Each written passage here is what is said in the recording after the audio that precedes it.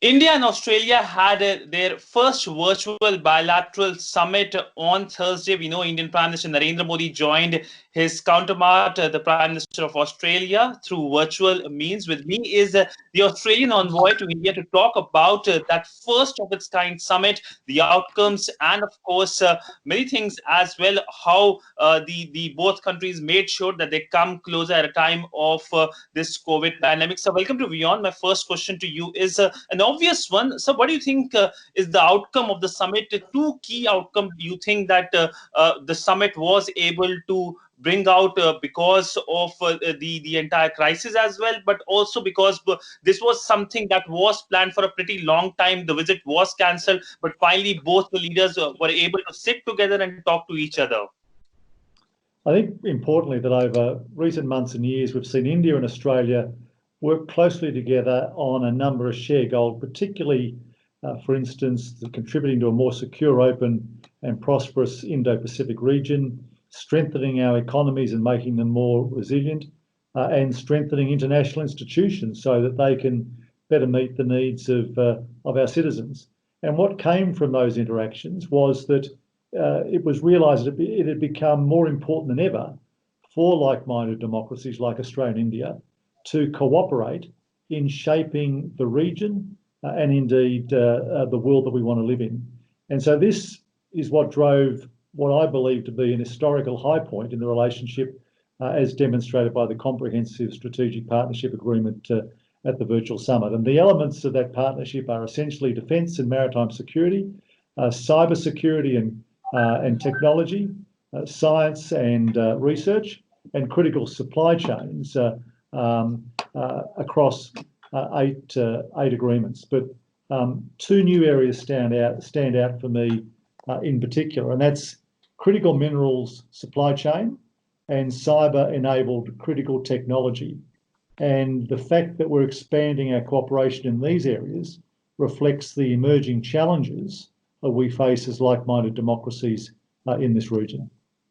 Mm-hmm.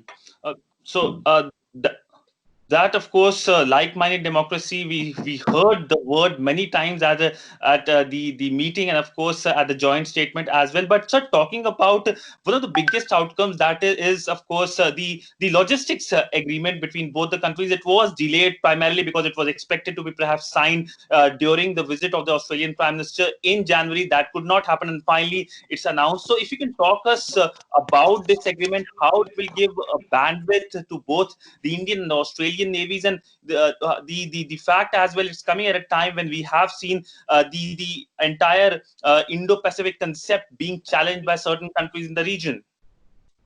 Well, the mutual logistics support agreement and the corollary defence science and technology implementation arrangements, which were also agreed, are important stepping stones to take our defence relationship to an even greater level.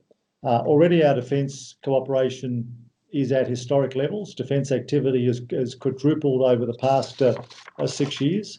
The Aussie Index naval exercise last year was Australia's largest ever defence deployment to India, and our most complex, involving submarine-to-submarine serials and P8 maritime patrols across the Bay of Bengal. But with these agreements, it makes it easier for us to do more of these and more complex joint activities, and to realise the shared goal of a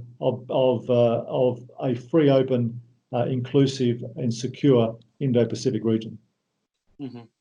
So was China also discussed during the meeting? We know that while there was no explicit mention of China, the fact that Indo-Pacific was much mentioned during the opening remarks, and of course in the joint statement as well, how there is a country, of course, which is trying to challenge a free, open and a prosperous Indo-Pacific.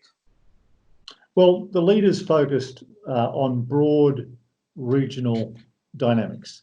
And as Prime Minister Modi said, Australia and India should focus on how their relationship can be what he called a factor for stability in our region and in the world. And that's why we've elevated our relationship to a comprehensive strategic partnership agreement and expanded our work together in new areas such as critical minerals and cyber-enabled critical technology. We've also elevated the Foreign and Defence 2+2 meeting to ministerial level to ensure ministerial oversight to deliver our leaders' visions, as India does with other countries like the United States and Japan. We are both maritime powers. We are separated by an Indian Ocean, but joined in a shared goal and responsibility to maintain its security for not just us, but for all those countries that rely upon it. Mm-hmm. So you talked about like-minded democracy. So this was a shared geography, a shared culture, a shared tradition was something which we heard a lot during that summit. But the fact that both the countries are also engaging with other countries, whether it's Japan, whether it's US, through various trilaterals, but also at the Quad level as well. How much this was discussed to not only broaden the partnership between both the countries, but broaden the partnership with like-minded countries in the region? Well, I think both India and Australia share a commitment to internationalism. Both of us share a view around multilateralism and bilateralism and using international institutions to resolve issues. Now, the Quad remains as important as ever.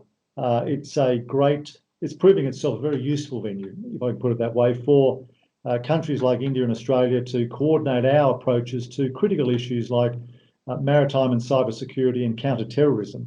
And those issues haven't gone away. Regrettably, they're never going to completely go away.